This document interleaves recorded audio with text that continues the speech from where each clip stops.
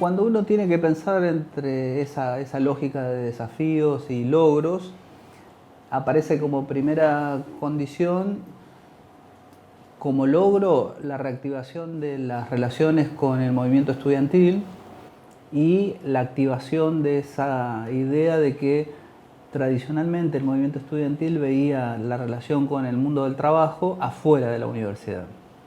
Entonces, esa relación estudiante-movimiento obrero, los docentes universitarios nunca estábamos en esa relación, ¿no? Y entonces, el gran logro fue que por primera vez en la historia los trabajadores estábamos adentro de la universidad. Y eso estábamos no solamente como aquello que había que vincular, sino como los organizadores de un sentido posible del trabajo y de la vida académica, o esto que se planteaba hoy de una comunidad académica, una comunidad universitaria que construyera un sentido sobre lo que es estar en la universidad, un sentido de para qué y por qué la universidad pública, y en cierta medida también un sentido de discusión sobre si la universidad es un proyecto interesante para quienes no están en la universidad, ¿no? Es decir, si los sectores populares entienden que la universidad es un espacio proteico para sus luchas, o si al revés, la universidad es más bien un enemigo o un tipo de institución que hay que destruir o hay que neutralizar para crear otro tipo de institución donde las relaciones con el saber sean otras, ¿no? Entonces, nosotros nos parece, o a mí personalmente me parece, que el gremio nuestro construyó en esa lógica una mirada diferente y que el estudiantado empezó a ver a los docentes universitarios y sobre todo al gremio docente como un interlocutor potente, y que esa interlocución les permitió a ellos armar una agenda de trabajo político y al mismo tiempo ver cómo el trabajo docente era aquello que ellos habían estado siempre buscando afuera, digamos, ¿no?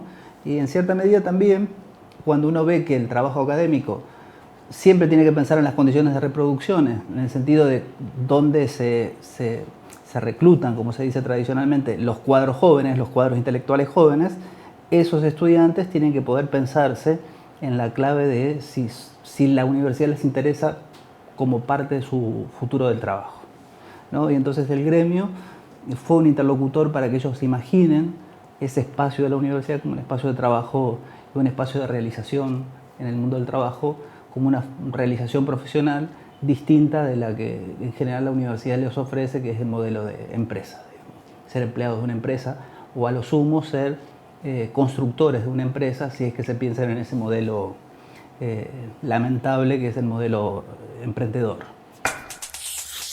La relación de un gremio de base con la federación siempre es una relación tensa.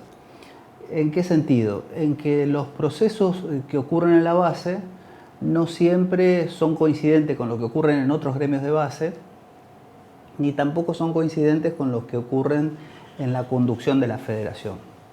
Sin embargo, ADUL, por su propia historia, fue uno de los gremios que dirigió la federación, ¿no? Entonces sus dirigentes, sus secretarios generales, formaron parte, desde Hugo Cosman, Claudia Baigorria, Mariana Carminati, fueron dirigentes que también condujeron la federación, ¿no?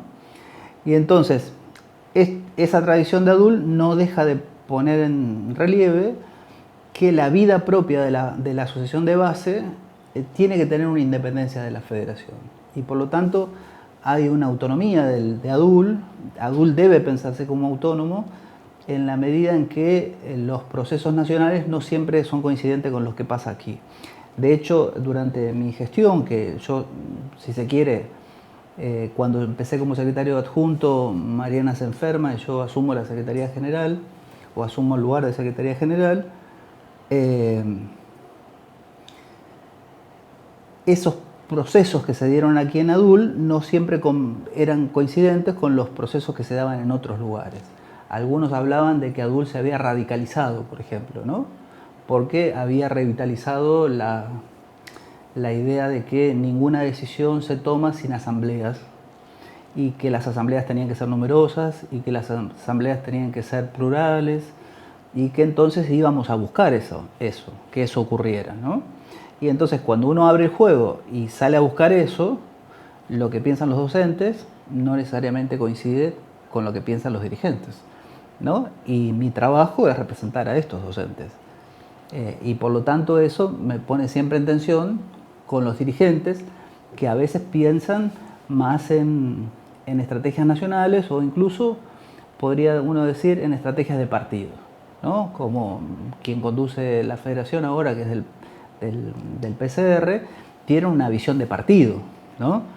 Y yo no tengo una visión de partido, ADUL no tiene una visión de partido, entonces no intentamos que lo que ocurre aquí reproduzca las decisiones del partido o las decisiones que se toman en otro lado no se intentan implantar aquí, ¿no? Y entonces eso me parece que es una riqueza que tiene la relación entre un gremio de base y la vida social de ese gremio, ¿no? Los procesos de socialización, los procesos de debate, los procesos de democratización que se dan en la base, y cómo eso va a jugar en la escala nacional, como planteo siempre en las asambleas. Cuando la asamblea de ADUL sale con un mandato, mi trabajo como secretario general es ir a construir una base nacional para que la decisión que se tomó en ADUL sea una decisión posible a nivel nacional. Y no al revés, que la decisión nacional que se toma, yo voy a ser el agente para que esa decisión nacional se reproduzca en la base. ¿Entiendes? Entonces es un proceso inverso, como yo lo pienso, ¿no? Entonces pienso una autonomía potente y esa autonomía entonces me da a mí un espacio de libertad, pero un espacio de tensión, y creo que ADUL tiene una larga tradición, por eso los 30 años, que me permite a mí como dirigente hacer ese trabajo.